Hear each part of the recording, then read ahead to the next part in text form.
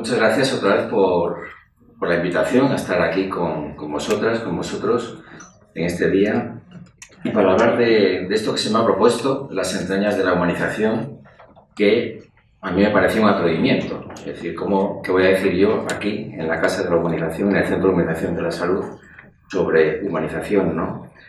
Y sobre todo, en especial, la humanización de la salud, es de la que no, digamos que la única referencia que tengo, la única ligación que tengo, y es bien importante con la humanización de la salud, es precisamente con esta casa y como hijo de mi madre, de Consuelo, paciente que estuvo aquí en la unidad de cuidados intensivos en la habitación número 119. Esa es mi relación directa con todo eso, ¿no? Entonces, desde ahí sí que, bueno, lo que he intentado es, bueno, ver de qué manera podemos abordar esto que hemos llamado así de una manera muy ampulosa, las entrañas de la humanización, bueno, pues de una manera cordial y una manera, pues bueno, pues también un tanto colateral, pues yendo desde otros lugares, otros ángulos, otras esquinas de la vida, y de la vida planetaria, y de la vida local, y de la vida social, ¿no? Y ver desde ahí qué podemos aportar, ¿no? Yo me fijaba en aquello que solía decir Zubiri cuando hablaba de la filosofía, del filosofar, del acto de filosofar. Decía que filosofar es perforar la realidad para extraer de ella apenas algunas esquirlas de comprensión. Bueno, pues esto decía Zubiri, pues ya estamos como más que legitimados para intentar no tanto fundamentar la esencia de la humanización, pero al menos extraer algunas esquirlas, algunas astillas que nos ayuden a comprender este puzzle de humanización, como el puzzle que tenemos también aquí, con el que se ha elaborado también este 30 aniversario del centro, ¿no? Y comienzo con esta imagen, también de las cosas que yo también que puedo conocer un poco también de los temas más sociales, ¿no? De una imagen también muy, yo creo que a la que estamos ya un poco acostumbrados e incluso saturados en todos estos meses, ¿no? Y comienzo con una carta al diario El País que escribió un amigo mío, Javier Saez Ibarra, una carta hace 2 meses, una carta no publicada, y donde hace una referencia a que hace unos años, o hace unas semanas, ¿no?, se había descubierto un diario de un funcionario alemán, un nazi, y donde se decía que la población alemana era consciente de la existencia de los campos de concentración. Y desde ahí se hace la pregunta, y bueno, ¿y por qué aquellos ciudadanos no hicieron nada, ¿no? Y dice Javier en su carta al País: ahora yo me pregunto si ese conocimiento de lo que sucedía es comparable al que tenemos nosotros de las incontables personas que perecen ahogadas cada semana en las aguas del Mediterráneo tratando de alcanzar Europa. Me pregunto si su relación con esa información es semejante a la que nos llega de desapariciones de los migrantes, unos hechos próximos sobre los que no intervenimos. Me pregunto si su inacción responde a las mismas razones que las nuestras. ¿Es por miedo? ¿Por indiferencia? ¿Por conveniencia? ¿Somos nosotros iguales de culpables que aquellos alemanes? La carta no fue publicada. La humanización empieza con describir y tomar conciencia de los rasgos de humanización de nuestro mundo. Si no somos capaces de acercarnos a la humanización de la gente que está sufriendo, ¿no? Y claro, hace 70 años en el nazismo había toda una planificación, como sabemos también por Hannah Arendt, en el caso Heisman, ¿no?, cuando ella hablaba de la banalidad del mal, ¿no? Una banalidad basada en la mediocridad de las personas que están haciendo su trabajo de meter gente judía que iban a los campos de exterminio y arrugaban la frente diciendo yo no soy responsable de eso. En definitiva, decía Hannah Arendt, son personas no autónomas, ¿no? Ahora no estamos en esa situación. Ahora estamos ante una criminalización de quien se comporta como humanidad en determinados contextos. El que humaniza en este momento, en muchos contextos, es el que delinque por amor, como en el mito de Antígona. Antígona cuenta a su hermana Ismene que Creonte, el rey, impone la prohibición de no honrar a los muertos, al muerto de su hermano, que había prohibido hacer los ritos fúnebres al cuerpo de su hermano, de Polínices. Y Antígona pide a su otro hermano, Ismene, que le ayude a honrar el cadáver de su hermano, porque era fundamental en aquel momento, en su cultura, en su religión griega, el poder dar esas honras fúnebres, ¿no?, a pesar de la prohibición del rey. De hecho, por eso luego fue también condenada a muerte. El hecho de delinquir por amor. El Opera Arms, este barco, donde está este operario, ¿no? Este voluntario, estos días ha llegado a Grecia con material humanitario, pero sin poder llevar a cabo las labores de salvamento. Después de estar mucho tiempo en Barcelona, se les dejó salir con la condición de no desviarse del camino y entrar en la región de búsqueda y rescate en el Mediterráneo central, ¿no? Ayer también una entrevista en televisión, me percaté, no sabía la noticia, que ni siquiera les han dejado descargar material humanitario en Grecia. Bueno, parece como que es la planificación de aquello de la parábola del buen samaritano, de Jesús en el Evangelio, ¿no? La planificación del rodeo del levita y del sacerdote ante la gente que sufre. En la parábola del samaritano es gente que casualmente, el levita y el sacerdote, que se encuentran con alguien que está ahí caído en el camino. Ahora eso está programado. Bueno, por tanto, de esa banalidad del mal que decía Hannah Arendt, hemos pasado a la criminalización del bien muchas veces. Y aquí tomo también un texto del filósofo barcelonés Jean-Carles Melis, ¿no? Dice, no somos humanos porque hayamos erradicado el mal, la violencia, el dolor, sino todo lo contrario, porque no podemos hacerlo. Quizá nuestra incapacidad para acabar con el mal nos hace más humanos. Quizá esta es una de las primeras esquirlas de la humanización. No nuestra omnipotencia, sino nuestra incapacidad. La incapacidad para acabar con el mal. La incapacidad para hacernos cargo de las situaciones reales de sufrimiento de tanta gente. Aquí tenemos también la valla de Melilla, ¿no? En esa contradicción entre la gente que está intentando saltar la valla y el campo de golf de la parte española, ¿verdad?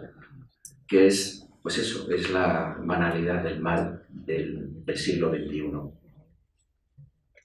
La amiga Greta Thunberg, esta chiquilla sueca de 15 años, nos ha hecho ver también otro lado de la humanización de nuestro mundo, ¿no? Desde el punto de vista de que nos ha hecho ver cómo realmente estamos viviendo un momento muy delicado como especie humana. En un discurso que hizo en el Cumbre Climática de diciembre pasado en Polonia, a 200 líderes políticos de un montón de países, de los países avanzados, les soltó perlas como estas, ¿no? No sois lo suficientemente maduros para decir las cosas como son. No os atrevéis. Si las soluciones dentro del sistema son tan imposibles de encontrar, quizá deberíamos cambiar el propio sistema. Os habéis quedado sin excusas y nos estamos quedando sin tiempo. El cambio está llegando, os guste o no. Esto no lo dice ningún perroflauta, ni un líder político extremoso. Una chiquilla de 15 años que es la que ha iniciado todos los viernes en un montón de países pues esos paros de estudiantes porque se han dado cuenta de que son los que van a heredar este planeta que tan malamente les hemos dejado, ¿no? Ella es muy consciente y toda esta gente de que estamos viviendo un momento muy delicado como especie humana y de cómo juguemos nuestras cartas en los años venideros depende la viabilidad no del planeta Tierra, sino de la especie humana en el planeta Tierra. Hoy la humanización se tiene que preguntar por nuestra viabilidad como especie humana. El planeta Tierra puede vivir sin nosotros, de hecho ha vivido mucho tiempo, pero nosotros no podemos vivir sin el planeta Tierra. Por lo tanto, os invito a este viaje personal y colectivo, ¿no? Donde también hay que tener presente que muchas de las barbaridades que nos han traído hasta aquí no nos van a llevar hasta allí. La humanización que está allí, la humanización que emerge, la humanización que nos aguarda, la humanización que en muchos casos, por ejemplo en esta casa, ya es prototipo de algo realmente nuevo en el campo de la salud, bueno, pues no sale precisamente de todo lo que nos ha traído hasta aquí en forma también muchas veces de barbaridades, ¿no? Esto Francisco lo ha llamado el grito de los pobres y el grito de la tierra, ¿no? Que son los que están estructurando nuestro mundo.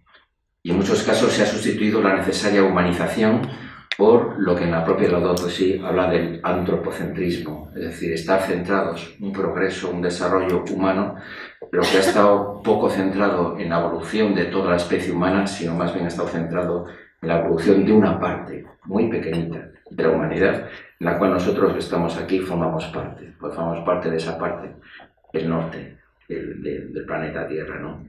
Algunos hablan de que vivimos en la era geológica del antropoceno. palabreja, ¿verdad? Las palabrejas geológicas del Holoceno, ¿verdad? Todas esas cosas, ¿no? Y dicen, no, y esas eras geológicas vienen normalmente dadas a través de impactos de meteoritos, ¿no? Viene un meteorito, ¡zasca!, y te convierte el planeta en una bola de fuego. Bueno, viene otro meteorito, ¡pam!, y se convierte en una especie de bola de hielo. Dice, ¿cuál es el meteorito que da origen al antropoceno del ser humano? Lo llaman algunos el meteorito rasante. Es decir, el impacto del ser humano sobre la propia Tierra, ¿no? Todo esto nos hace ver de que la humanización se va asentando en un paradigma absolutamente alternativo al paradigma que nos ha traído hasta aquí. Es el que pues, mucha gente viene llamando el paradigma del cuidado, también del cuidado del planeta, del cuidado de nosotros mismos, el autocuidado y el cuidado de los demás, ¿no?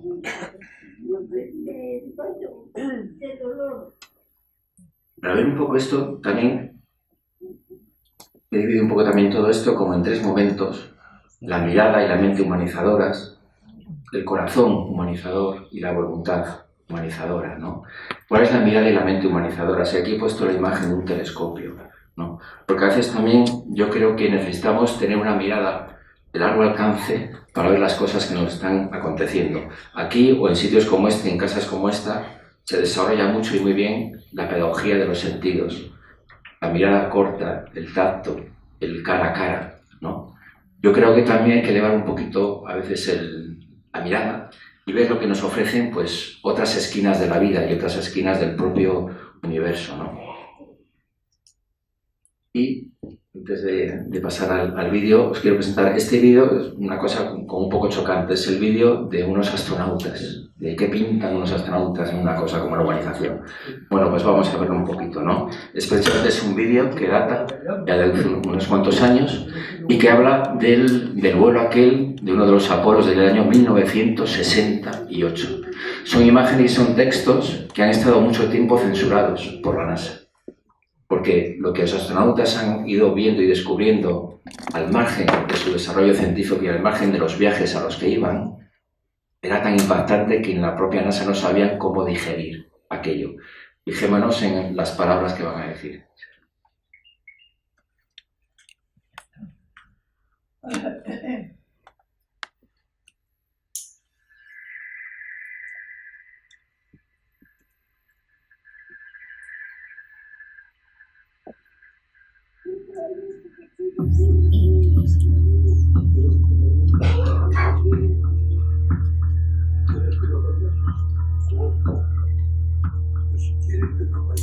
In 1968, Apollo 8 went to the moon.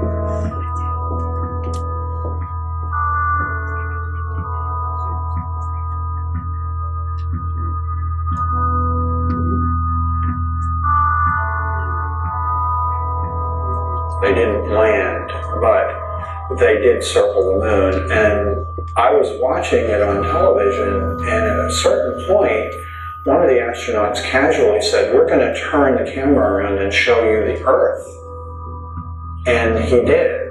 And that was the first time I had ever seen the planet hanging in space like that. And it was profound. I think that for me, like for many other people, it was quite a shock. I don't think any of us had any expectations about how it would give us such a different perspective. I think the focus had been, we're going to the stars, we're going to other planets, and suddenly we look back at ourselves and it seems to imply a new kind of self-awareness. One of the astronauts said, when we originally went to the moon, our total focus was on the moon. We weren't thinking about looking back at the Earth.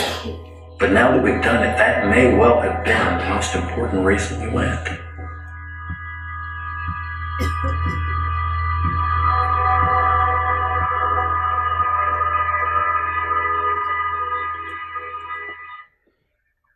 Fijaos la lección de humanización que nos dan los astronautas, que estaban preparados intensamente para conquistar el espacio, para conquistar la Luna. Estaban educados en ese paradigma de la conquista, del guerrero, del dominio, del cowboy, y además de Estados Unidos, ¿verdad? Mucho más, ¿no? Y de repente, por casualidad, como tantas cosas importantes de la vida, por casualidad, miran para atrás, ven a su casa, ven a su familia, el planeta Tierra y la especie humana. Aquí se dicen cosas, como ese giro de cámara, en el fondo es el giro narrativo, también que la humanización exige para poder vivir también en esa estela de humanización, ¿no? Se dice aquí, vimos una perspectiva diferente.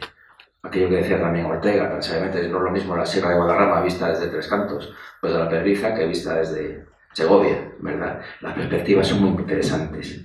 Y las perspectivas a veces de las afueras y de las esquinas, en este caso de las esquinas del universo también, salir de hasta fuera del propio planeta para poder ver tu propia casa, te propicia, como dice uno de ellos, esto nos dio una nueva conciencia.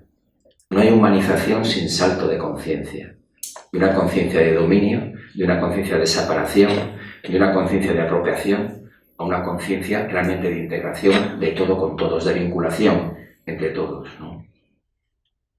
Íbamos a la conquista de las estrellas y nos topamos con nosotros mismos, como un espejo. Fue ver la Tierra y dijeron, anda, ese soy yo.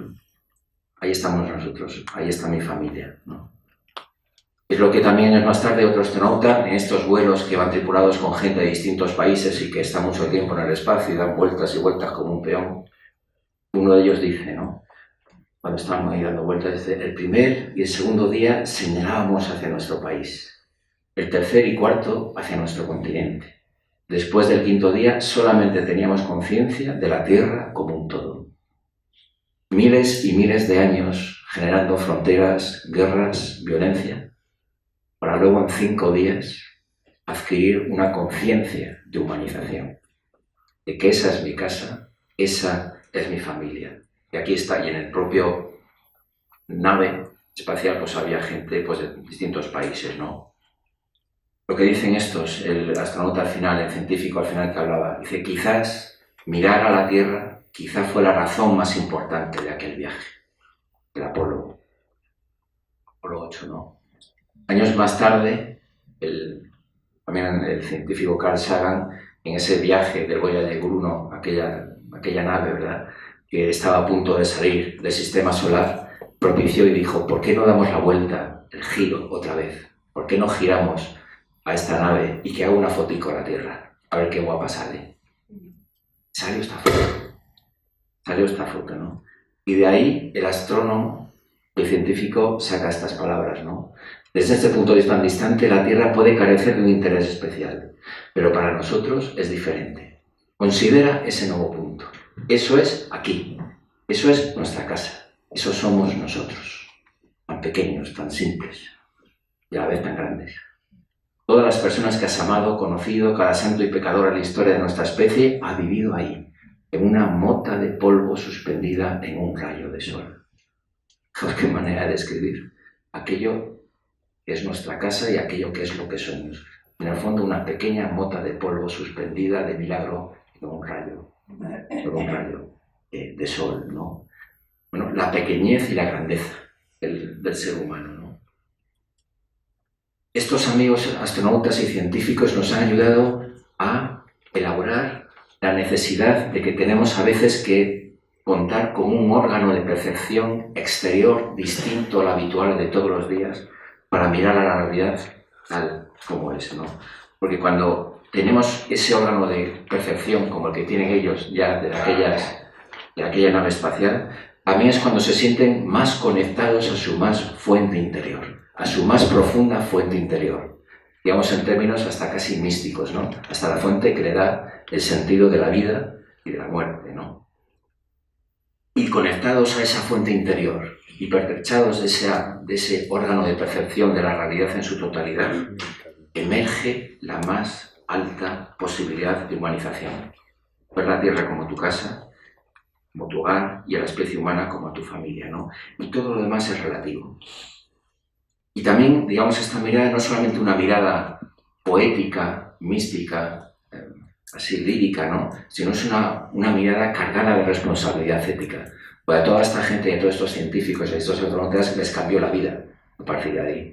También retoman, digamos, hay un giro también de vida en sus propias vidas individuales y familiares y profesionales, ¿no? Por tanto, esta mirada hace que comprobemos ese cambio de lógico de paradigma, de la relativización de las cosas que nos parecen imprescindibles, fronteras, patrias, progreso, éxito, dominio, tantas palabras que quedan suspendidas, igual que queda suspendido el propio planeta, ¿no?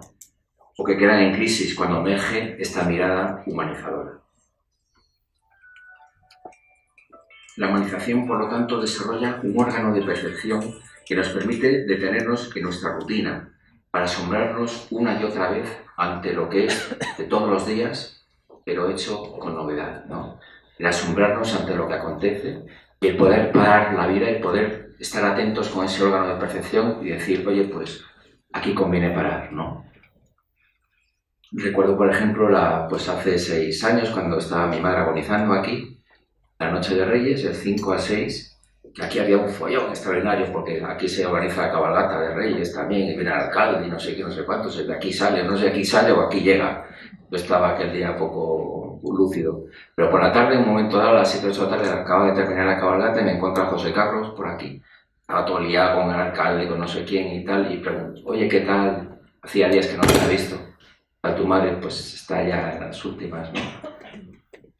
En aquel momento fue dejar todo, absolutamente todo, y entrar en la habitación con nosotros y estar 1 hora en silencio. A mí aquello me conmovió, ¿no? Esa capacidad para decir, bueno, ¿qué es lo importante en este momento ante todo un montón de cosas que hay ahí y que tengo en danza? ¿Qué es lo importante, ¿no? Acompañar a esta gente, acompañar a esta familia, a esta persona que está ya a las últimas, ¿no? Estar en silencio y haciendo familia con la familia, ¿no? Bueno, pues es lo que la necesidad es de ir explotando esos órganos de percepción distintos, ¿no? El corazón humanizador también, ¿no?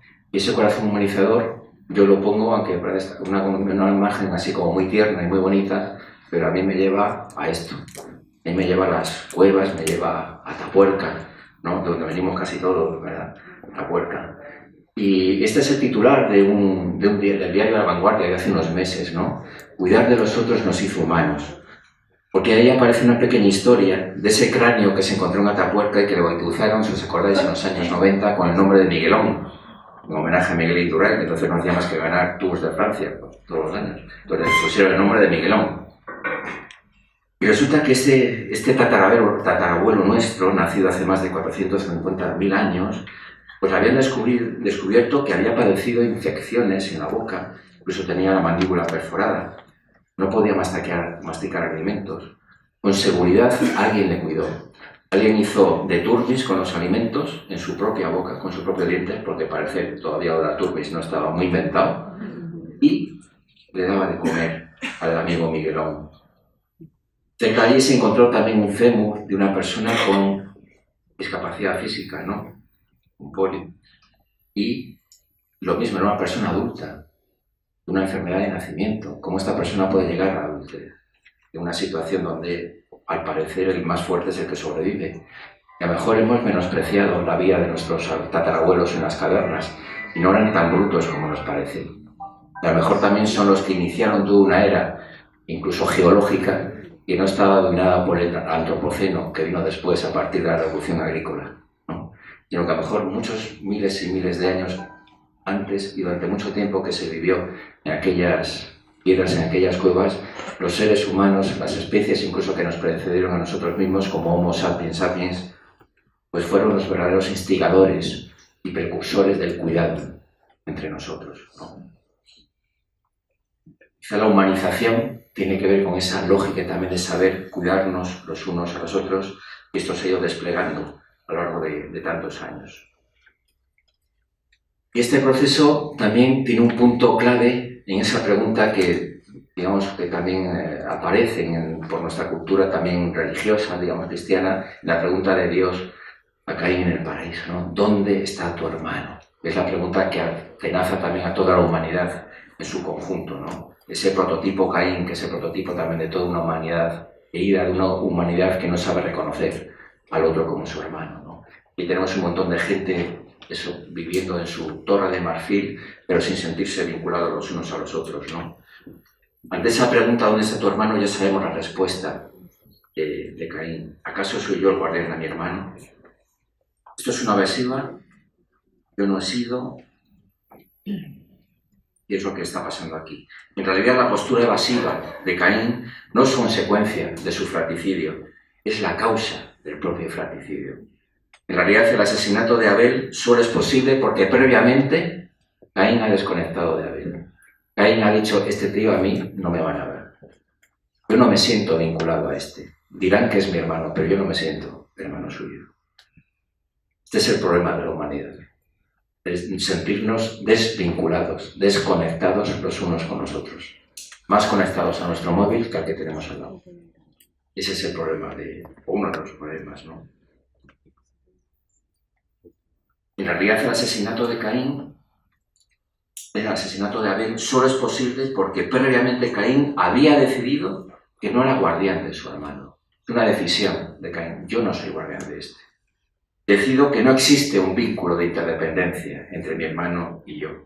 No tenía conciencia de vínculo. Y esta es la mayor tragedia de la humanidad. El no sentirnos vinculados los unos con los otros, ¿no? Negar este vínculo es el comienzo de la deshumanización. Ese yo escindido, del yo conmigo mismo, del yo con los demás, del yo con la naturaleza. Ese yo que, en tanto que separado, nos hace querer apropiarnos del otro distinto de mí. Esa escisión antropológica como negación del vínculo y que ha llevado a ese paradigma que llamamos algunos pues, de la conquista, del dominio, de la invisibilización del otro. Por tanto, la humanización es una llamada a restaurar y fortalecer nuestros vínculos como seres humanos, porque sin comunidad moral, sin reconocimiento del otro, no hay comunidad humana. Por tanto, solamente hay comunidad humana cuando es posible responder afirmativamente a la pregunta de Caín: sí, soy guardián de mi hermano. Soy responsable de la suerte de los demás, ¿no? Frente a la perspectiva cainita que niega a la humanidad, surge la perspectiva compasiva, humanizadora. La relación de proximidad se constituye cuando la víctima es socorrida. Es la ayuda la que la constituye, no solamente yo, en cuanto sujeto que estoy ayudando, ¿no? No ayudo porque la persona caída sea mi prójimo, sino que soy prójimo necesario de toda aquella persona que está en situación de vulnerabilidad, ante cuya necesidad no puedo honradamente volver la mirada. Por tanto, la humanización, como veis, está cargada de valor ético, acogida, solidaridad, compasión, atención, y todo eso va mucho más allá de nuestra tribu, de nuestra nación, de la gente que piensa como yo, de los que son como de mi cuerda. La humanización reclama una mirada global, porque es un empeño por construir humanidad. La humanidad late al compás de la escucha del rostro del otro, como nos dijera Levinas, ¿no? El rostro viene a mí por la mirada, pero dice Levinas que el rostro nos grita, y el rostro hay que escucharlo. El rostro hay que escucharlo. A mí siempre hay un pasaje fundamental de la vida de Monseñor Óscar Romero, que hace poco le canonizaron como santo, ¿no? Él tuvo su cambio radical cuando mata a un sacerdote amigo suyo, Rutilio Grande, y pasa la noche en vela del velatorio con él ahí.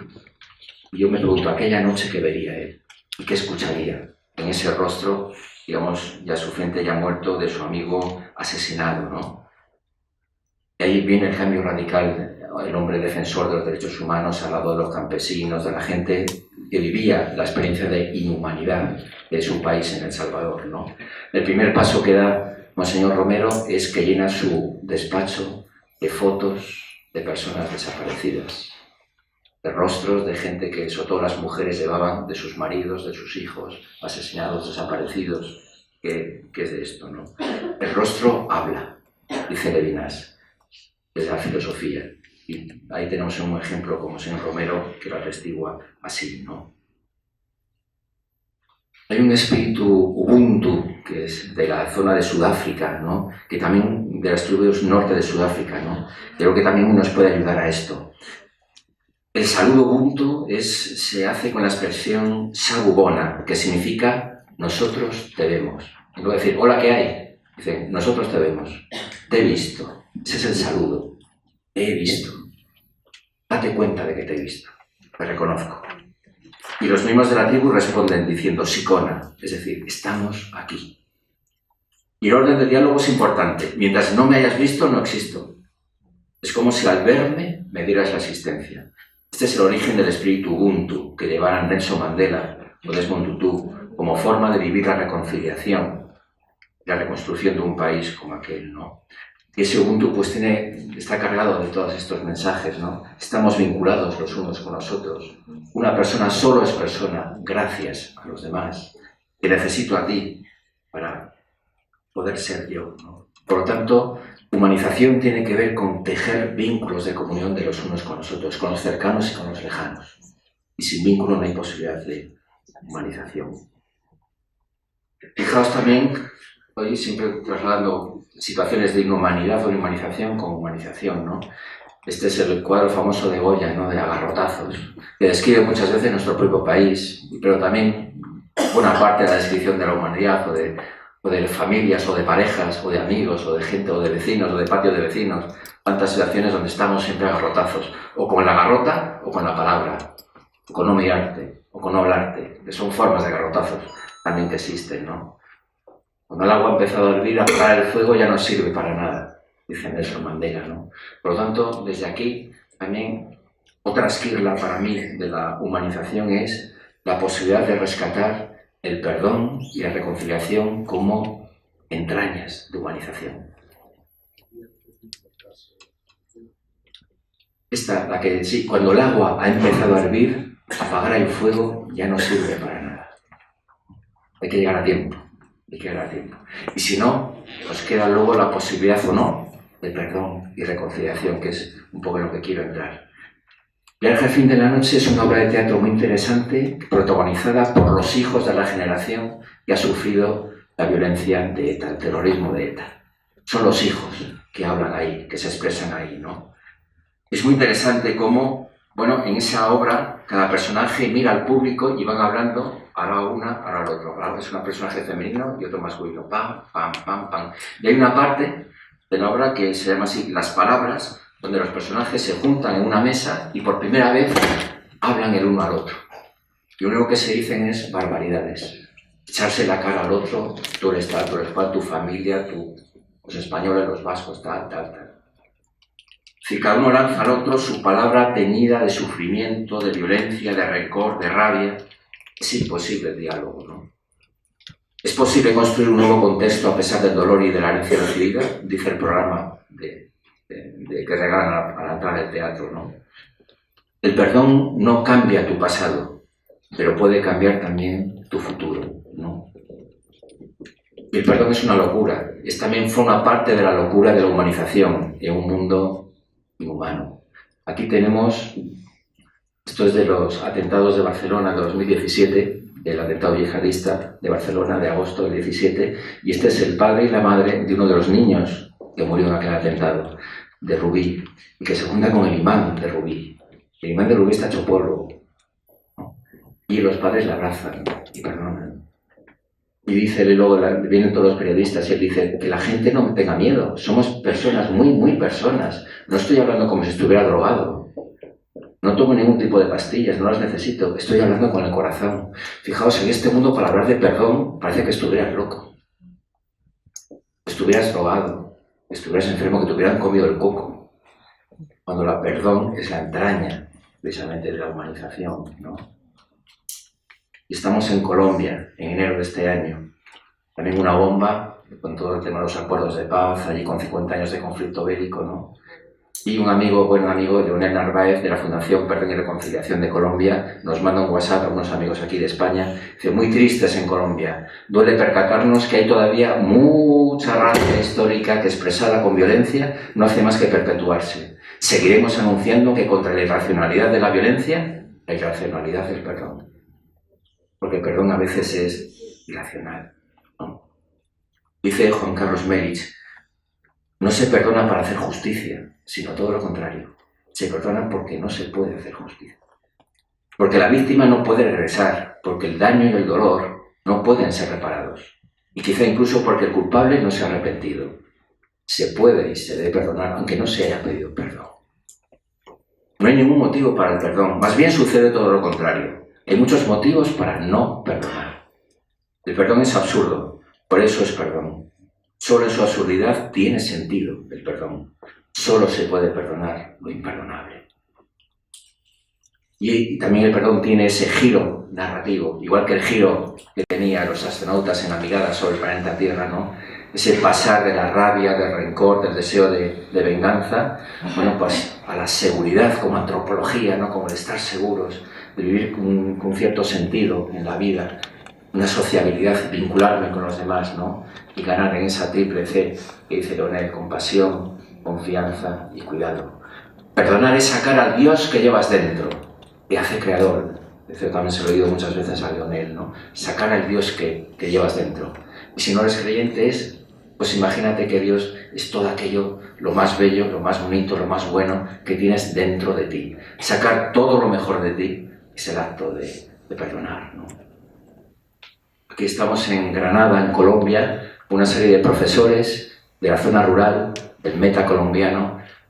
Algunas de ellas la guerrilla, o el ejército, o los paramilitares les han matado a su marido, les han matado a su hijo. Y decía una de ellas, cuando le digo: ¿y tú por qué estás en...? Era un curso, unos talleres sobre perdón y reconciliación. Y me pregunta: ¿y tú por qué vienes aquí? Cuando te ha matado a tu marido, cuando estás ahí, dice: porque soy maestra. Porque no puedo transmitir a estos chicos, a mis alumnos, el rencor y la rabia que vengo acumulando todos estos años. Necesito salir de aquí, ¿no? Si aprendes a perdonar, dejarás de ser cómplice de aquello que te atormenta, decía Facundo Cabral, ¿no? También otro filósofo de cabecera. Por tanto, el perdón, que dice el Francisco, ¿no? En la vida no todo se resuelve con la justicia. Algo parecido decía Juan Carlos Melis. Especialmente donde debemos poner una barrera al mal, alguien debe amar más de lo necesario. El mal conoce sus venganzas y si no se interrumpe, corre el riesgo de propagarse y sofocar al mundo entero. Por tanto, el perdón actúa eso, como ese revulsivo, como esa irrupción, como ese acontecimiento que destartala un poco el orden de las cosas que estamos viviendo. Y por eso es una gran perla de humanización, porque tiene esa capacidad de destartalar.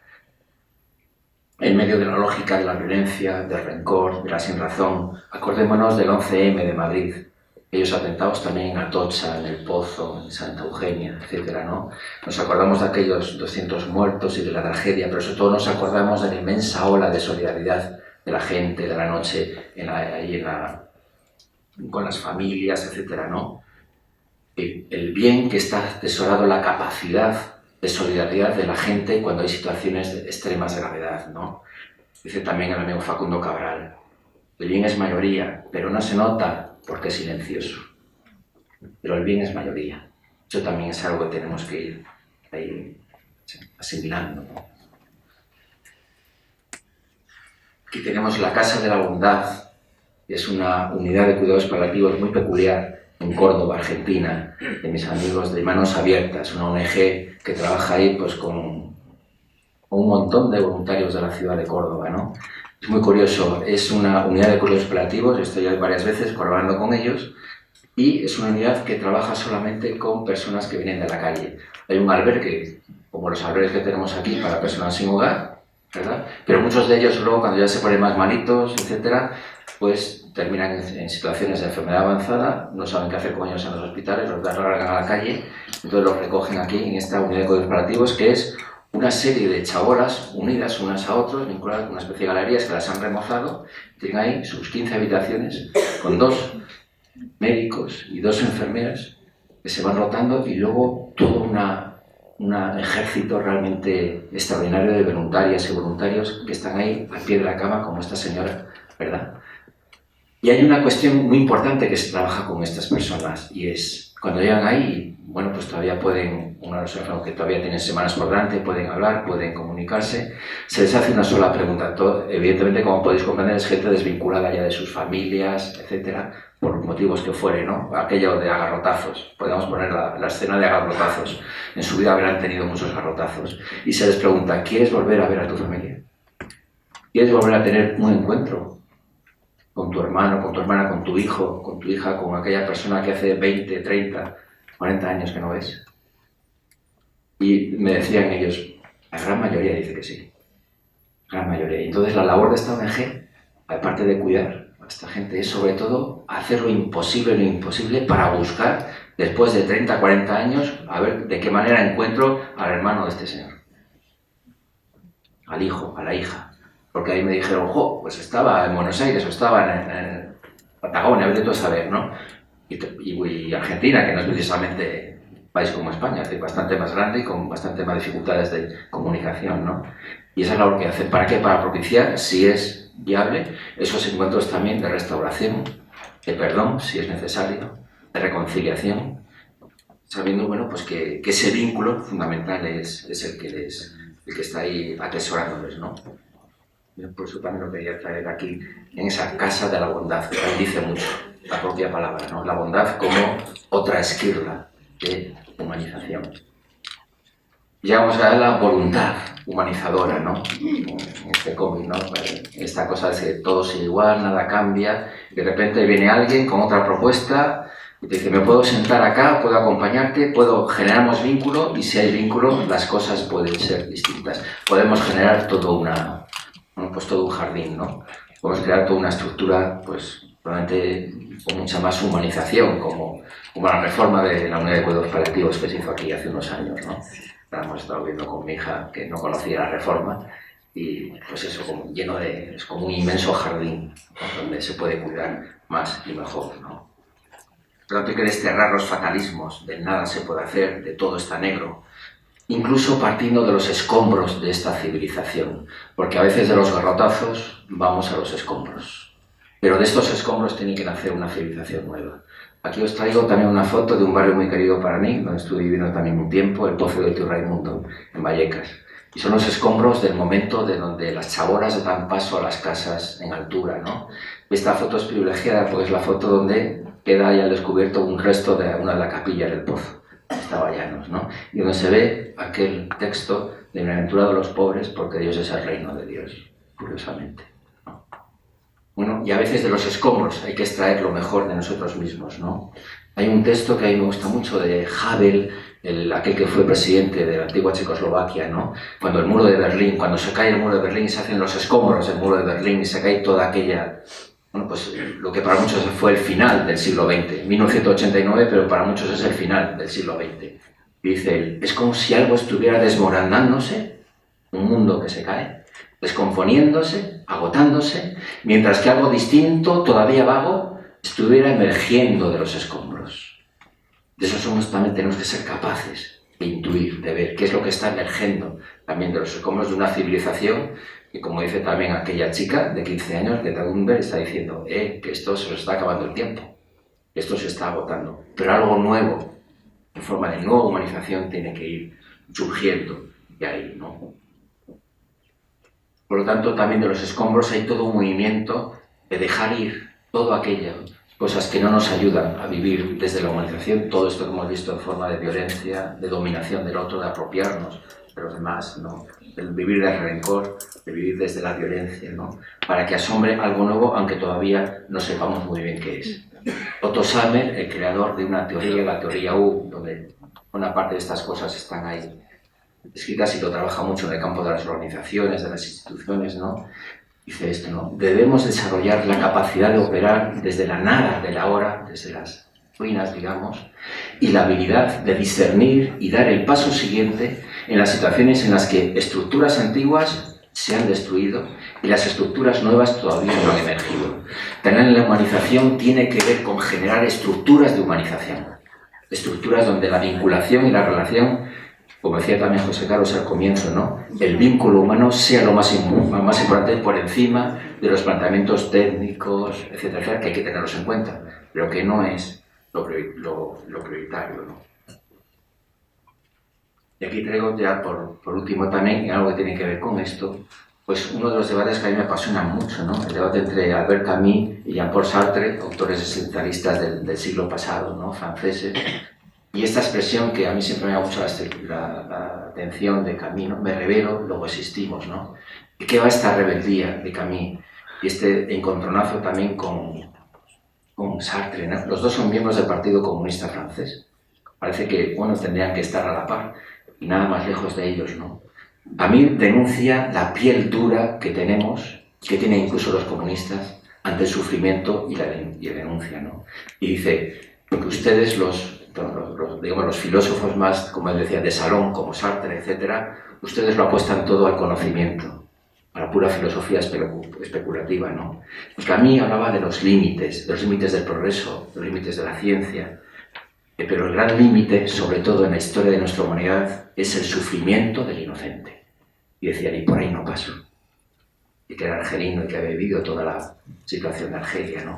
Humanización es reconocer que todo ser humano tiene un límite infranqueable, que debe ser siempre respetado, y que se traspasa ese límite cuando la persona es humillada mediante el sufrimiento, la injusticia o la subordinación a las exigencias de la historia. Y exigencias, porque Sartre, por ejemplo, su oponente, hablaba de exigencias de la historia, porque en el horizonte revolucionario, comunista, del progreso ilimitado, que no es igual que el progreso capitalista, asume el sacrificio de miles de gentes, de millares de gente, las purgas, las torturas, campos de concentración. Bueno, la causa está por encima de la persona. En tantas ideologías, de un lado y del otro, de un color y de otro, las ideologías han estado por encima de las personas, ¿no? Y las causas nos han encerrado a las personas en una jaula, no nos han dejado salir, ¿no? Y Camus discrepa de todo esto, ¿no? Camus está anclado en el sufrimiento del inocente, y ahí no le mueve, entendido como injusticia radical. Y desde ahí exige la justicia en nombre del inocente. Incluso Camus, que era gnóstico, decía y hablaba del sentido sagrado del humano, del ser humano. Por tanto, para Camus, la muerte de un niño interpela el fondo sagrado de toda una vida humana. No estamos hablando ya de la injusticia que contiene el sufrimiento, sino del sufrimiento como injusticia. No es lo mismo. No como desgracia, como algo casual, como algo natural. Hemos naturalizado el sufrimiento, ¿no? Ya estamos naturalizando que, bueno, ¿cuántas muertes más tiene que haber en el Mediterráneo? Es algo natural. Más, menos, 100 más, 100 menos, 1000. Ya las cifras nos dan igual, ¿no? En cambio, es un sufrimiento provocado, intolerable. Hay que considerar el sufrimiento mismo como injusticia, no como desgracia. Como injusticia, que va en contra de la propia humanización. Porque si hablamos de injusticia, de un sufrimiento, el que sea, podemos pensar que hay sufrimientos merecidos, que hay sufrimientos no merecidos. Y eso es yo creo que una solemne equivocación, ¿no? Cuando hablamos del sufrimiento como injusticia, entonces todo sufrimiento como injusticia es un escándalo contra la humanidad. Por eso mucho ojo contra los absolutos, ¿no? Causa, patria, bandera, la que sea. Para Camus, la historia no está por encima de una sola víctima. Creo que esto es una enseñanza muy buena, ¿no?, de las acciones de sufrimiento. Y termino. Nos hablaban de avances y retrocesos, pero quizá, como decía la chiquilla sueca Pete Gumer, quizá lo que hace falta es ir para otro lado. También aquí nos hace falta otro órgano de percepción. Antes hemos hablado de un órgano de percepción desde las alturas, desde los astronautas, desde el espacio, que nos hacen ver el planeta de otra manera. Ahora vamos a las bajuras más bajuras, a las bajuras del Mediterráneo. Este es un cómic que salió en un diario italiano de hace 3 meses que reporta la situación de uno de los naufragios de migrantes africanos que iban hacia Italia y recogen este cadáver de un niño de 14 años de Malí. Y no se sabe su nombre, no tenemos datos, tenemos el dato de su edad, 14 años, y el dato de que llevaba cosido a su chupa, ¿no? Tenía cosido el boletín de notas en francés. Y todo tenía 10, todo matrículas. Era su salvoconducto, era su carnet de identidad.